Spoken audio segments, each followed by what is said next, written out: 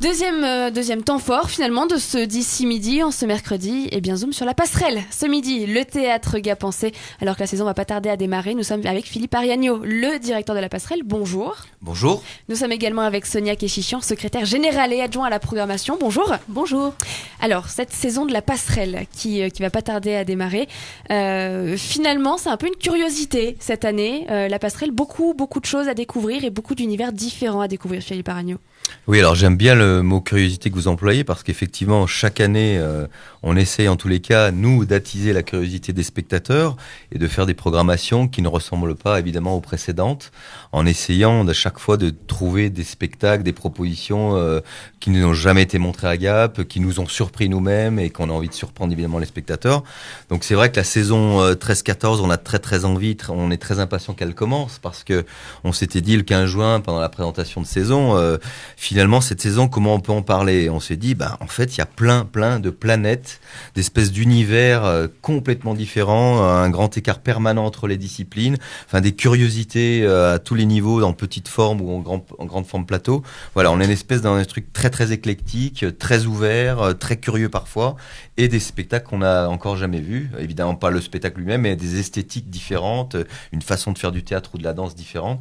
Et là, je crois qu'on a une saison qui est très différente de l'année dernière, mais qui réserve un certain nombre, un lot de surprises impressionnant. Et voilà, je crois que les abonnés depuis le 15 juin qui ont découvert pendant la présentation cette saison nous le montrent bien, puisque évidemment la billetterie et les inscriptions, les abonnés en tout cas, partent vraiment très fort. Il faut se dépêcher donc. Il faut se dépêcher, parce qu'il y a déjà des spectacles complets, mais rassurez-vous, il reste quand même pas mal de place pour plein de choses intéressantes.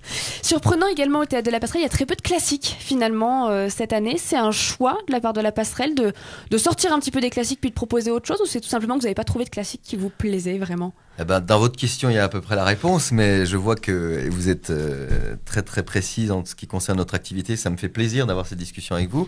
Oui, en fait, une saison est faite de plein de choses. Voilà. D'abord, nous, on est censé être le reflet de la création d'aujourd'hui. Donc, qui dit création d'aujourd'hui, c'est en fonction des spectacles que l'on voit, Sonia et moi, un peu partout en France ou à l'étranger, etc. Il se trouve que cette année, c'est intéressant que vous me posiez cette question parce que nous, on n'a rien contre les classiques. Au contraire, il peut y avoir des magnifiques classiques. On connaît les auteurs de Marivaux à Tchekhov, en passant par Molière, qui peuvent avoir des mises en scène absolument remarquables et qu'on a tout en fait envie de montrer. Il se trouve que cette année, on en a vu quand même pas mal, presque autant que l'année dernière. On les a juste trouvés pas mal. Et on s'est dit, est-ce qu'on fait venir une grosse forme, un classique revisité pas mal, ou on fait plutôt des petites formes absolument exceptionnelles, magiques, étonnantes, surprenantes. Donc la deuxième option, évidemment, c'est celle qu'on a choisie. Donc on a une jauge on va même le dire, de billets à vendre moins important que l'année dernière, mais parce que notre choix, c'est de dire, voilà, non, on va pas faire de concessions sur du pas mal. On veut que des choses pertinentes, pointues, fortes, à tous les niveaux. Et on a pris donc des spectacles qui ont des plus petites jauges, mais qui sont des choses assez formidables. Néanmoins, un vrai classique avec Macbeth. Oui, on a une création. Quand même, il y en a quelques-uns, oui. Puisqu'il y a Macbeth, il y a également Le Petit Poucet, ça c'est pour les enfants. Oui, tout à fait. Ça fait partie des classiques plus ou moins également, c'est les pièces connues, quoi. Oui, tout à fait. Et surtout un très joli Madame Bovary, revisité façon marionnette, qui ravira les petits et les grands. Justement, Sonia Kéchichian, ça marche au coup de cœur finalement, la programmation de la Passerelle. C'est aller voir plein de spectacles et puis les coups de cœur, on essaie de les avoir, on essaie de les programmer. Oui, c'est vraiment comme ça qu'on fonctionne avec Philippe. On va voir beaucoup de spectacles. On a essayé de calculer en fait sur les 2 dernières saisons, je pense qu'on atteint 200-250 spectacles vus par an. C'est beaucoup. Pour en sélectionner une trentaine, entre 30 et 35. Donc le filtre fait beaucoup est énorme. À voir, Beaucoup à voir pour quand même beaucoup de déceptions. Et toujours l'envie de se dire, comme dit Philippe, on va pas se satisfaire d'une chose moyenne, bien, mais pas enthousiasmante. Ce qui nous porte plus que tout, c'est que les spectacles nous touchent avant tout. Alors, à un endroit qui peut être des émotions pures ou des émotions esthétiques, mais en tout cas, que ça nous touche. Et c'est ça qui guide nos choix avant tout. Mais ce que dit Sonia est important, le déchet est énorme. C'est-à-dire que nous, en fait, notre travail, c'est de se coltiner des mauvais spectacles pour donner des bons aux Alpins. Mais c'est vrai, je peux vous donner un exemple assez tout récent, puisque cet été, j'ai calculé que j'avais vu entre 70 et 75 spectacles, entre le Festival d'Avignon, de Châlons et d'Aurillac. Hein. Et ben, en gros, sur les 75 spectacles, je sais qu'il y en a 5 pas mal, et il y en a peut-être 4 ou 5 que oui, qui nous intéressent et qui peuvent faire partie de notre programmation. Donc le filtre est énorme, et vraiment, pour continuer ce que dit de Sonia, nous, finalement, dans notre profession, le fait de voir des spectacles, on pourrait se dire, au bout de 10 ans, 15 ans, on est lassé, on est un petit peu blasé de ce qu'on voit. Bah justement, le fait qu'on ait un esprit critique, parce que c'est notre métier, un regard assez professionnel sur les spectacles, on se laisse quand même aller, et quand on est surpris, on se dit que derrière, les spectateurs vont l'être aussi, et c'est très, très important. Notre première surprise, la façon d'être de toute façon bouleversé d'une manière ou d'une autre, et ben c'est ça qu'on a envie de transmettre aux spectateurs. Ça reste compliqué quand même au bout de tant d'années aussi de garder ce regard fraîcheur, un peu extérieur, oui, et de se dire je vais être surpris, j'ai jamais vu ça. Vous avez vu tellement de spectacles que c'est compliqué au bout d'un moment. Tout à fait. Alors la magie peut-être de notre métier, c'est qu'il y a quand même des créateurs en face, puisque nous on est des passeurs entre des œuvres artistiques et des spectateurs, et que finalement il y a une créativité quand même en France importante ou au niveau international, et que bon an mal an, chaque année on découvre des choses qui nous surprennent encore et qui font qu'on aime ce métier et qu'on aime partager avec les spectateurs les spectacles qu'on a vus. Moi, on a souvent cette conversation avec Sonia, mais on a un double plaisir. D'abord, nous, des fois, quand on est dans une salle et qu'on voit un truc horrible, là, on n'est pas très content, on est même un peu furieux, puis on repart chez nous longtemps, on est très très disponible, on n'est pas souvent chez nous. Par contre, quand on voit un bon spectacle, on a un premier plaisir en se disant mais quel bonheur de faire ce métier, d'avoir la chance d'assister à ce spectacle. Et le deuxième bonheur qu'on a, il n'y a pas du tout de démagogie dans ce que je vais dire, c'est qu'on sait qu'à un moment donné, parce notre travail, ça consiste en ça, c'est qu'à un moment donné, on va pouvoir le confronter à des publics des Hautes-Alpes, on va pouvoir le partager. Et ça, je peux vous dire que c'est un deuxième plaisir autant que le premier en tous les cas. Et juste une chose à rajouter, c'est vrai qu'on a incité l'année dernière énormément nos publics à être curieux et qu'ils l'ont été. Osé, et ils ont osé. Finalement, ça marche aussi de prendre le risque et de leur expliquer, voilà, nous, il y a plein de choses qui nous ont alertés. Faites-nous confiance. Faites le pas. Voilà, faites le pas, faites-nous confiance. On a été extraordinairement surpris et émus, et venez voir ça. Ça a marché, même au-delà de nos espérances sur certains spectacles, donc qu'on trouvait même nous un peu plus pas forcément facile, voilà.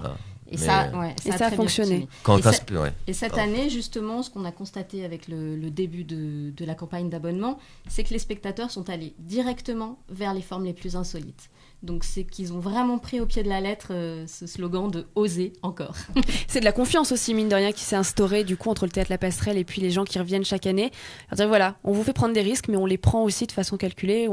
Oui, bien sûr, on sait très bien. Je pense que la vraie raison, la vraie force d'un théâtre dans une région comme ça, comme celle de Gap, mais partout finalement, c'est qu'on connaît nos publics. On sait qu'à un moment donné, alors on doit être dans un juste équilibre entre s'auto-censurer en disant « Ouh là là, si on fait ça, ça va être compliqué », et en même temps, en tous les cas, nous, notre première démarche, c'est de faire confiance à la curiosité, l'intelligence des spectateurs, leur sensibilité, et notre rôle à nous, en tous les cas, dans ce théâtre, cette scène nationale de Gap, c'est de dire pour tous ceux qui ont envie encore de réfléchir, d'être bousculés, d'être surpris, d'être curieux, voilà, vous avez à la passerelle des choses qui vont de toute façon vous plaire à un moment donné. Vous pouvez pas tout aimer, c'est évident, on a chacun des sensibilités, mais en tout cas, ce que vous allez voir ne va pas vous laisser indifférent. Voilà.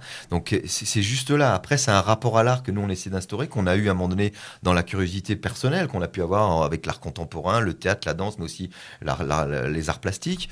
C'est qu'à un moment donné, ça bouleverse. À un moment donné, il y a une rencontre, on se retrouve en face d'artistes qui disent waouh, il est en train de me dire un truc, mais là, ça me marque au fond, dans mon histoire, dans mon parcours, dans ma vie à moi, dans mes relations à l'autre. Et ce qu'on dit, et ce que j'ai mis dans l'édito de cette année, qui donne un peu l'esprit de ce que j'ai envie de... Finalement, les artistes, ils font quoi ? Ils font pas... Ils parlent de nous, ils parlent du monde dans lequel ils nous entourent. Donc, des fois, ils donnent des clés, des fenêtres de lecture intéressantes, poétiques, sensibles.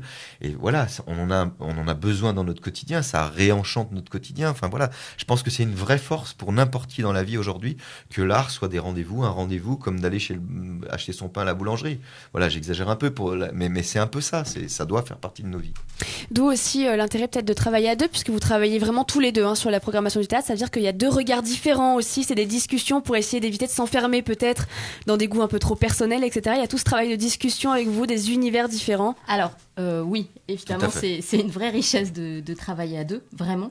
Et c'est extrêmement fructueux en matière d'échange, etc., etc. Après, on a des sensibilités qui sont proches. Et c'est ça qui nous rassemble aussi. Mais c'est vrai que je suis souvent, comme dit Philippe, le doseur, c'est-à-dire je le ramène régulièrement à des principes de... C'est mon dosage, Sonia. Voilà. C'est un petit peu trop risqué, là, on ne programme pas celui-là. Pas maintenant. Voilà, ou pas maintenant. Voilà, non, là, vous avez raison de souligner, c'est très important d'être un binôme finalement avec un double regard, parce qu'on peut... C'est vrai que ça ne marche pas si on n'a pas des affinités, des sensibilités qui se rapprochent. Après, sur des spectacles, on peut avoir des avis différents, ou en tous les cas, on prend jamais un spectacle que Sonia aime et que moi j'aime pas, ou inversement. Enfin voilà, on prend que des spectacles qu'on aime. Après, on peut avoir des postures différentes. Mais ce regard est important, puis on se nourrit, puis on s'échange. Et puis, vous savez, une saison, c'est pas seulement faire des bons spectacles.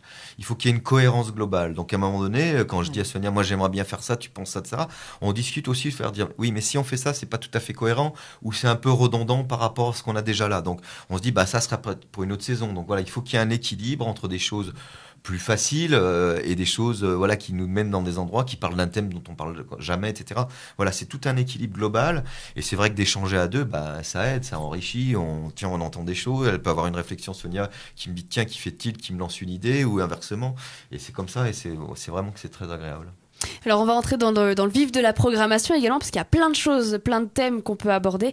On va déjà commencer par le tout premier spectacle de la saison, The Tiger Lilies. Ça commence fort, mine de rien, à la Passerelle, avec un univers qui est vraiment particulier pour le coup. Ouais, ça commence très très fort. Alors c'est vrai que The Tiger Lilies, ce trio anglais absolument mythique, culte à Londres, n'est pas forcément connu ou très connu. On sait que les gens qui connaissent adorent, sont complètement fanatiques de ce groupe-là, et évidemment l'ont vu dans la programmation, se sont rués. Alors c'est un trio effectivement assez complètement atypique. C'est Martin Jacques, le leader, une espèce de chanteur absolument charismatique de haute contre, qui a un peu fondé son univers dans son enfance, puisqu'il a grandi dans les quartiers populaires de Soho et au-dessus d'une maison close. Donc toute son enfance, ce regard qu'il pouvait avoir sur le monde de la nuit, sur le monde des prostituées, sur la marginalité finalement, lui il s'en est servi pour en faire quelque chose de très très poétique, à la fois qui peut être dans la provocation aussi, un peu funèbre, mais une espèce de un macabre, ce qu'on disait, un macabre rigolard. Donc voilà, c'est tout un univers qui devient une chose très très poétique, et il est entouré de deux musiciens formidables, Adrian Stout et Mac Pickering, qui joue à la fois de la batterie sur une batterie déglingandée, des jouets, etc., de la scie musicale. Il y a vraiment un univers de cabaret très chaleureux, très poétique, très drôle, assez féroce aussi. En tout cas, c'est un truc complètement à part. Donc on encourage vivement les gens à le voir. Donc c'est le 10 octobre. On ouvre la saison comme ça. C'est un espèce de risque qu'on a pris en se disant, mais bon, c'est des valeurs sûres. C'est vraiment quelque chose à découvrir pour petits et grands. Enfin, c'est quelque chose d'assez étonnant, pour explosif. Pour grand surtout. Pour grand surtout, oui. Pas pour les enfants. En tous les cas, c'est des groupes qu'on n'a pas du tout l'habitude de voir. On parlait tout à l'heure de planètes, d'univers un peu différents qui marquent cette programmation. Très franchement, les Tiger Lily, ils ont une planète à eux tout seuls, ou une galaxie à eux tout seuls. Ils sont que là, il y a qu'eux qui font ça, et ils sont tellement bien rodés que l'univers est parfait. C'est pas qu'un concert, c'est entre le cabaret berlinois des années 30, le punk, le musical anglais, l'opéra italien. Enfin voilà, c'est d'une coloration absolument incroyable, et vraiment on est très très content. On avait essayé il y a quelques années de le faire, on n'avait pas réussi, et là on est vraiment content d'y avoir réussi. Alors rendez-vous le 10 octobre, c'est ça, pour The Tiger Lilies. Voilà. Il y a peut-être deux autres grands temps forts. Alors c'est un petit peu plus connu. Par exemple, pour la saison de la Passerelle, il y a Ibrahim Malouf qui sera notamment présent à la Passerelle. Il y a également Panorama de Philippe Decoufflet, c'est de la chorégraphie. C'est peut-être les deux spectacles les plus connus qui passent à la Passerelle la saison prochaine, c'est ça ? Oui, François Morel. François Morel aussi, on l'a oublié. Mais effectivement, là, Philippe Decoufflet, dans son univers, comme Ibrahim Malouf, sont aujourd'hui deux stars incontestées. Évidemment, c'est des spectacles qui sont très attendus par le public, qui ont été très demandés. Voilà, là pour de bon, autant Philippe Decoufflé revient avec un spectacle qui s'appelle Panorama, dans lequel il revisite complètement toute son œuvre depuis plus de 20 ans, etc. Autant Ibrahim Malouf va encore une fois dans des sentiers méconnus pour lui, puisqu'il s'aventure vers un jazz rock, très rock. Électrique, très Voilà. électrique, ouais. Voilà, il vient chez nous pour la première fois en octet. Donc 8 musiciens sur un plateau, c'est quand même un bel ensemble. Donc 4 trompettistes initiés au quart de ton, donc espèce de Ça fait une sacrée scène, hein. Ouais, ça va être, ça va déménager, mais c'est absolument magnifique. C'est le musicien, le trompettiste qui monte, qui est en vue, qu'on voit partout dans tous les grands festivals internationaux. Donc voilà, ça va être un grand rendez-vous, on est sûr. C'est un dosage aussi d'avoir quand même des têtes d'affiche pour un théâtre, parce que ça permet de porter aussi d'autres pièces un peu moins connues. C'est une façon d'instaurer la confiance. Voilà, vous avez des têtes d'affiche qui sont là. À côté, vous vous permettez du coup de proposer des choses qui sont moins connues et plus particulières. Oui, alors, du coup, c'est vrai qu'on s'interroge beaucoup sur cette notion de tête d'affiche. Est-ce qu'on peut considérer que Ibrahim Malouf ou Philippe Decoufflé sont des têtes d'affiche? Une tête d'affiche, pour nous, c'est quelqu'un qui passe à la télé, c'est quelqu'un de très connu, etc. Ni l'un ni l'autre sont les habitués des grands médias. Cependant, ils sont... vraiment, enfin, ils tournent partout dans le monde, donc c'est des stars internationales incontestées. De ce point de vue-là, on est d'accord. Et surtout, ils ont effectivement, ils habitent les scènes depuis de nombreuses années. Ils ont une reconnaissance de la presse, du public, etc., qui en fait des vraies stars. Voilà, la notion de tête d'affiche a changé. Pour nous, auparavant, c'était effectivement des grands comédiens, qui portaient des pièces de théâtre. Là, on est sur plutôt Des référents, finalement. des vraies références dans leur art, en fait. D'ailleurs, les deux, Philippe Decoufflé comme Ibrahim Malouf, sont des références. L'un en jazz, l'autre en danse contemporaine, mais qui a amené vraiment la danse ailleurs, etc. Et c'est vrai que ces noms, d'emblée, portent les abonnés... Enfin, je veux dire, sont des noms connus pour nos abonnés, donc les aident à avoir quelques références et probablement, comme vous dites, à aller dans des sentiers un peu moins balisés sur des choses sur lesquelles ils ne se seraient pas aventurés s'ils avaient d'emblée été séduits par le fait de voir un grand spectacle de Decoufflé ou Ibrahim Malouf tout à coup sur le plateau de la passerelle. Mais c'est vrai que c'est très relatif des affiches, parce qu'on a cité ces 3 noms, Ibrahim Malouf, Philippe Decoufflé et François Morel, mais par exemple, Plan B, Aurélien Bory, on peut considérer que c'est un vrai référent et une tête d'affiche dans le cirque d'aujourd'hui. Nous, on n'en a aucun doute là-dessus. Les gens qui vont voir ce spectacle, ils vont voir un truc complètement hallucinant, un cirque renversant et extrêmement accessible à tous, pour la famille, enfin du cirque dans tous ses états, mais absolument magnifique. Donc on avait ces discussions ce matin, c'est assez drôle parce que finalement nous on défend des artistes qui sont très très connus dans leur milieu, qui sont des référents. Donc voilà, on n'est pas là pour faire des artistes de seconde zone, voilà, on défend des artistes qui sont en vue, qui sont renommés dans leur milieu, qui n'ont pas encore accès et qui ne l'accéderont peut-être pas forcément à l'espèce de vue à la télé ou renommée, mais on sait qu'en tout cas c'est des artistes qui sont pas juste une fois puis on n'en parle plus. C'est des gens qui ont un parcours, qui ont construit une œuvre depuis quelques années, qu'on suit, qu'on va suivre encore longtemps et qui sont à un moment donné dans le monde du théâtre en France, de la danse, de la musique, des gens importants qui font évoluer les choses et qui nous amènent vers d'ailleurs. Donc on est vraiment notre programmation est composée de tout ça. Et qui pratiquent leur art avec un niveau d'exigence et de qualité qui sont vraiment les références en fait. Oui, c'est ça, c'est plus la qualité finalement que le nom qui prime. On se concentre vraiment sur des spectacles qui sont vraiment travaillés, qui sont reconnus, plus que d'avoir finalement un acteur connu qui va arriver pour présenter une pièce qui est plus ou moins classique. Oui, tout à fait. C'est vrai que si on défend un Molière, tout le monde connaît l'auteur Molière. Quand on parle de Mauvigné, alors que c'est un auteur contemporain aujourd'hui qui est monté partout, très important, et qu'on a dans la programmation, avec le spectacle Tout mon amour, qui est une merveille en passant de théâtre. Sonia, tu pourras peut-être en parler un petit peu, mais c'est moins connu, mais ça vaut nous, c'est ce qu'on essaie de dire dans le oser dont parlait Sonia, c'est ça, oser, pousser cette petite porte vers l'inconnu, vers le méconnu, parce qu'à un moment donné, vous allez peut-être vous dire, waouh, mais comment il s'appelle ce gars que j'ai vu là ou que j'ai entendu, ou là, je veux me rappeler. Pour vous, à un moment donné, ça devient quelque chose d'important, d'incontournable, et c'est là on joue ce rôle-là. On est des passeurs vers l'inconnu finalement, mais vers la très haute qualité. Alors, on va pas dire encore quelques mots de la programmation de cette saison, et puis après, on va revenir sur toutes les autres facettes de la passerelle. Juste, alors, sans parler vraiment de temps fort, parce que toutes les pièces sont à voir, j'imagine que ça va être la réponse. Mais voilà, vraiment, si chacun a un petit peu des coups de cœur ou des temps forts dans cette saison pour choisir quelques pièces, parce qu'après, on va conseiller aux gens d'aller voir sur le site internet et puis d'aller découvrir un petit peu par eux-mêmes. Mais voilà, des temps forts ou des coups de cœur un peu pour cette saison pour vous. Ah, on en a pas mal. Après, j'ai peur de parler de coups de cœur qui soient complets déjà, puisque beaucoup de coups de cœur sont des petites jauges. Bon, évidemment, on parlait des Tiger Lilies tout à l'heure, c'en est un. On a eu un vrai coup de cœur, mais pour un spectacle. Alors, tu diras un petit peu les tiens, hein, Sonia, on peut brasser un petit peu, d'un monsieur qui s'appelle Benjamin Dupé, dont on reparlera dans l'écurie nature, qui a fait un spectacle avec un titre assez incroyable qui s'appelle Fantôme, un léger roulement, et sur la peau tendue qui est notre tympan. Déjà, rien que le titre je le trouve assez poétique, et on se dit oulala, c'est quoi?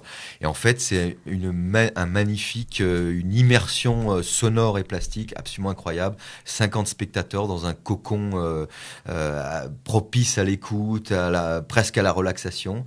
Et tout d'un coup, des choses qui bougent, une membrane qui vibre dans du sable, un petit caillou qui court sur un bambou, des bocaux suspendus au plafond, du coule du sable, fait un bruit.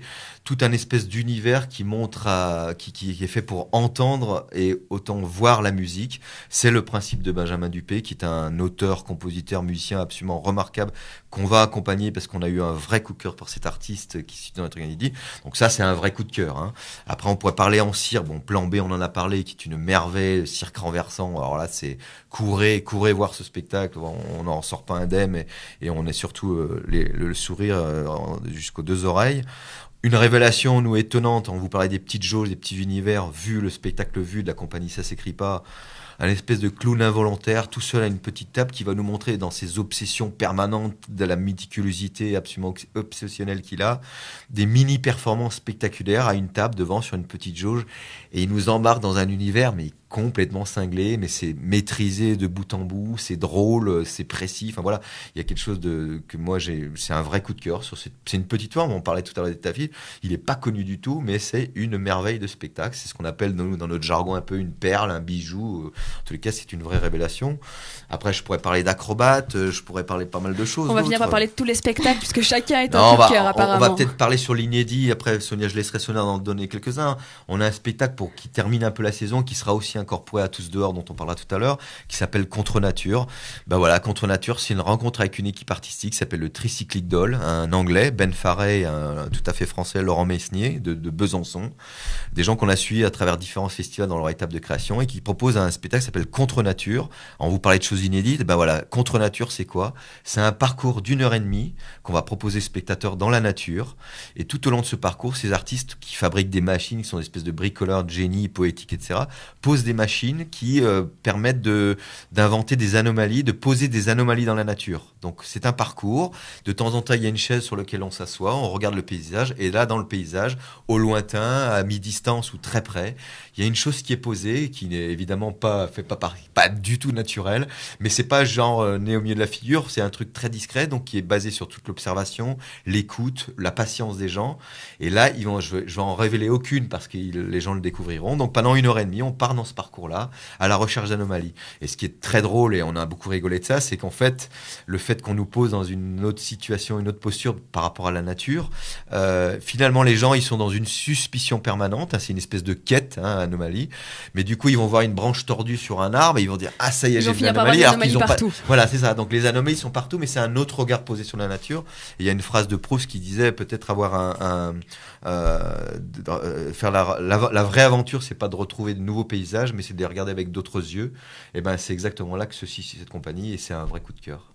Alors peut-être Sonia, 2-3 mots sur un ou deux coups de cœur, et puis après on va passer à la suite du programme parce que le temps passe vite, mais voilà, peut-être un ou deux rendez-vous. Oui, juste avant, moi je vais juste en compléter avec deux coups de cœur parce que Philippe a déjà parlé de beaucoup de mes coups de cœur. Je les aime tous aussi, hein, mais... Je sais bien, mais oui, juste spécifier une petite chose parce qu'effectivement depuis le début de l'émission on dit que certains spectacles sont complets, etc. Ils sont jusqu'au 25 septembre, en fait seuls les gens qui s'abonnent peuvent prendre des places.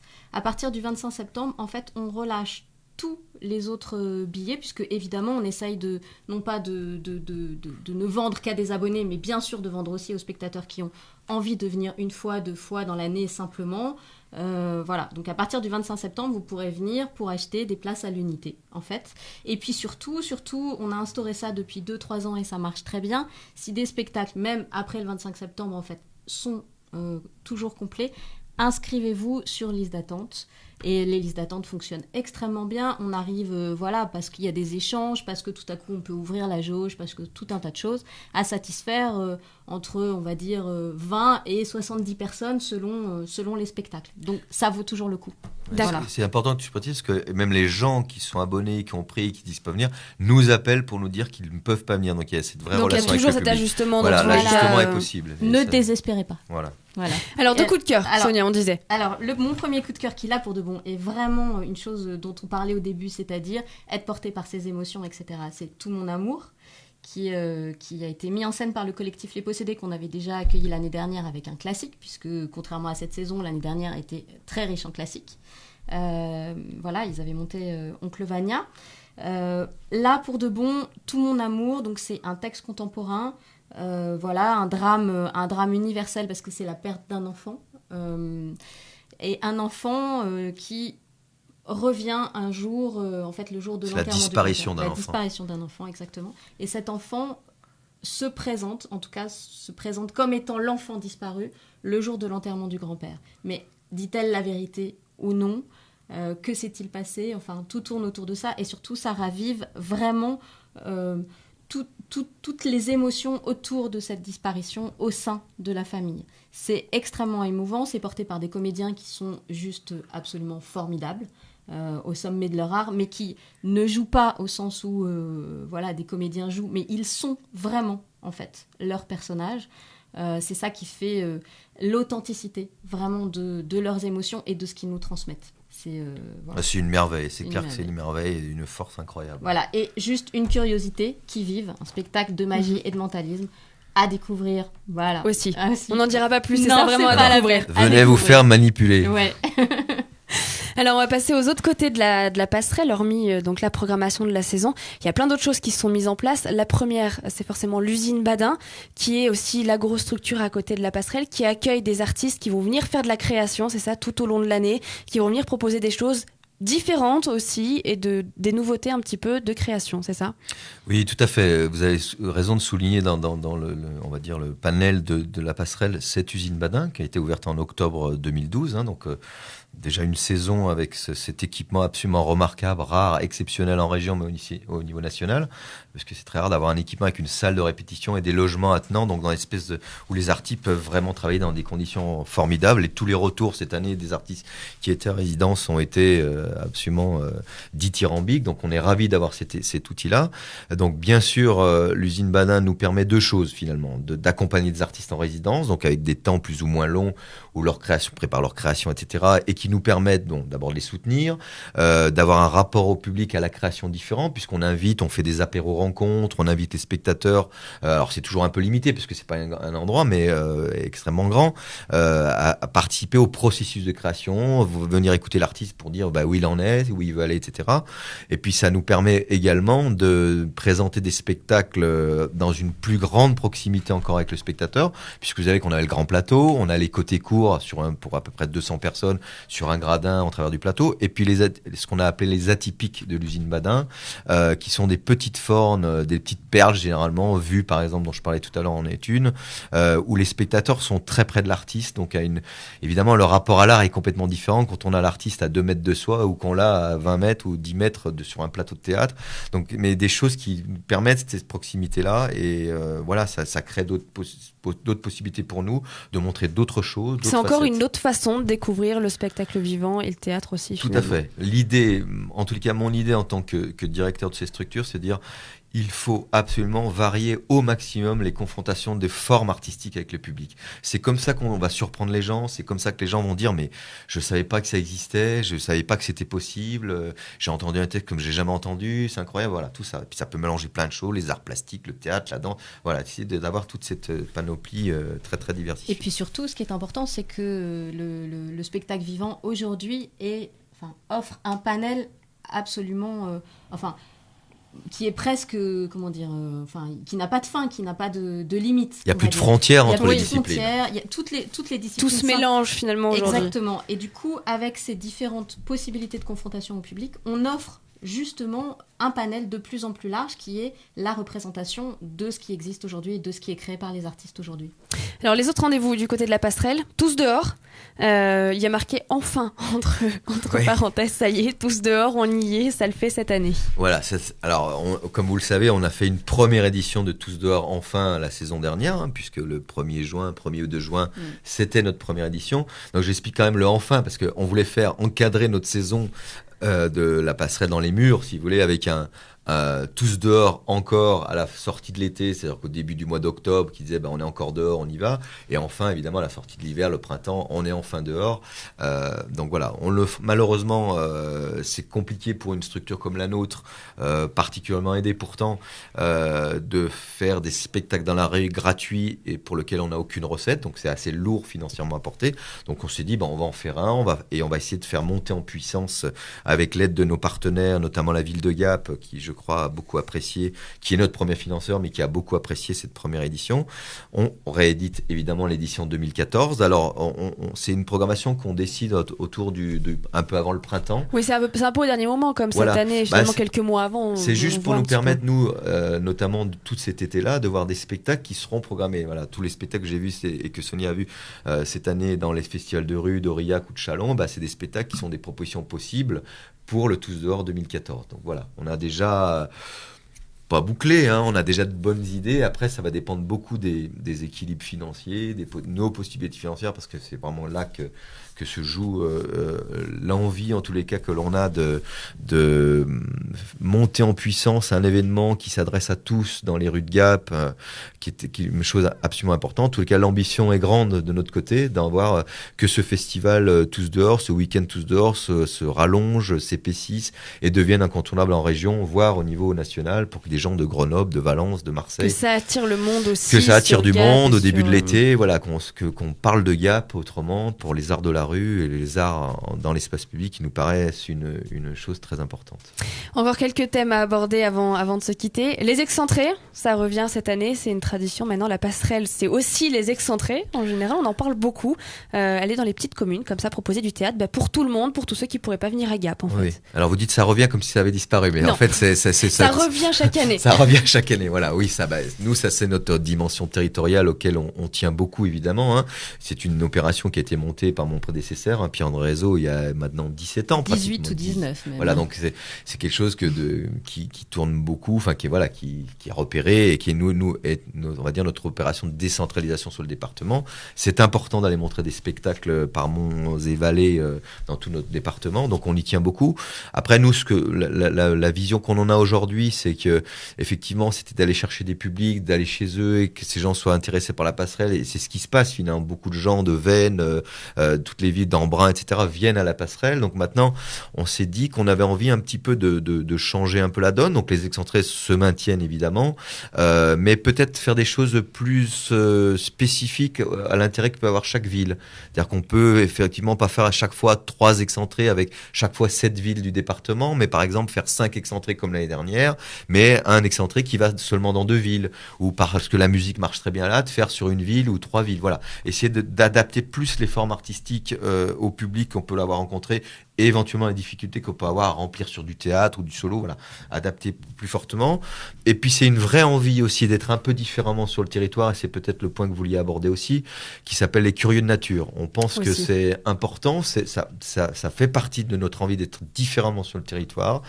Et en quoi ça consiste, et c'est important d'en parler, puisque ça sera on a fait Cavale sur le col de Glaise l'année dernière, qui était un curieux de nature, donc un spectacle propice à poser dans la nature, mais c'est pas tout à fait là qu'on veut aller. Il y aura toujours ça, contre nature, dont je parlais tout à l'heure, est un bon exemple, mais on a envie de dire, on vit dans un département, un territoire complètement spécifique. Les gens sont là, ils savent pourquoi ils sont là, parce qu'il y a de la nature, parce qu'il y a une qualité de vie, parce qu'ils peuvent pratiquer du sport, de la randonnée, de l'escalade, parce qu'ils aiment les crêtes, parce qu'ils aiment les bois, les forêts, etc.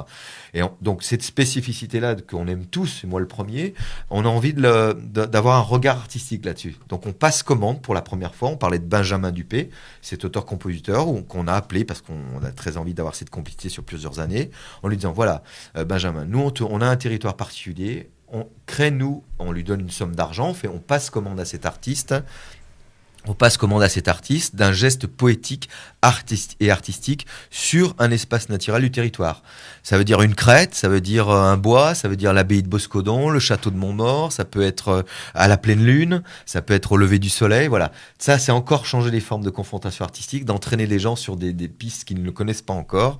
Et je pense l'idée, c'est cette résonance entre un écrin naturel que tout le monde connaît et une création artistique qui finalement rentrent en écho et font quelque chose qui se sublime l'un à l'autre. C'est le mariage entre la nature, le département finalement et l'art. Voilà, puis l'art et la nature sont des choses qui peuvent être tout à fait compatibles et on croit très très fort à cette idée.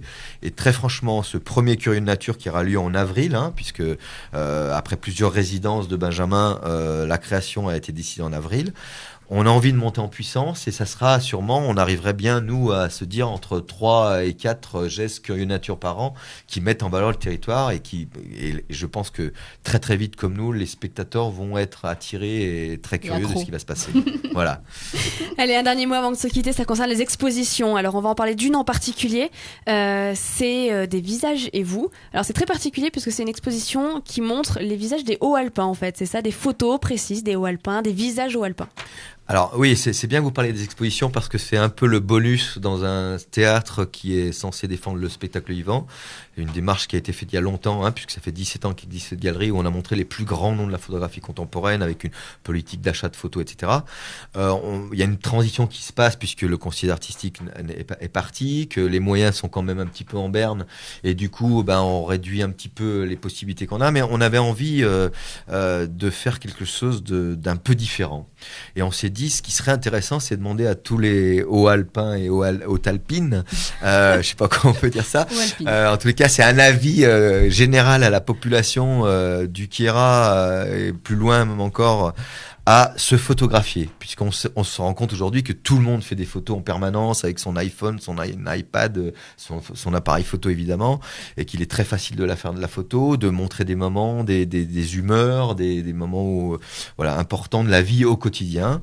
Et donc on invite tous les Hauts-Alpins à nous envoyer entre 2 et 3 photos de portraits, d'autoportraits, des portraits d'eux-mêmes, des portraits des gens qui leur sont chers, en n'importe quelle condition, enfin dire comme ils veulent, comme ils le sentent, de nous envoyer 3 photos qui feront partie d'une exposition qu'on espère gigantesque, puisque l'idée c'est de donner un espèce de strombinoscope des Hauts-Alpins, des Hautes-Alpes en tous les cas, dans la galerie du théâtre, où on espère recueillir 7000 photos pour couvrir intégralement les murs de la galerie. Il va falloir prendre des photos pour les Hauts-Alpins. Voilà, avec toutes les têtes des Hauts-Alpins. Et voilà, on pense que c'est d'abord une chose très interactive, ça permet d'avoir un lien entre tous les gens sur une exposition dans un territoire. Il y aura un regard artistique de Lionel Saliou qui scénographiera toutes les photos qu'on recevra. Donc, on a besoin de vous, on a besoin de tout le monde. Allez-y, appel à photographes, amateurs, professionnels. Voilà, n'ayez pas peur d'être bon ou mauvais photographe. Ce qui nous intéresse, c'est vos têtes que nous on mettra en valeur de toute façon dans la galerie. Donc voilà, ça commence maintenant. Allez-y, vous pouvez déjà commencer à cliquer. Le dépôt, l'envoi des photos se fera avant le 31 janvier, donc ça nous laisse quand même un peu de temps. L'exposition ayant lieu, elle, entre le 18 février et le 10 mai 2014. Voilà. Rendez-vous pris. Merci en tout cas tous les deux d'avoir été avec nous ce midi. Philippe Araignot, directeur de la Passerelle, et puis Sonia Kéchichian, secrétaire générale et adjointe à la programmation. Reste à souhaiter une bonne saison à tous. Puis alors on a compris le mot d'ordre, curieux, oui, cette saison. Osez, curieux, foncez. Merci beaucoup. Merci.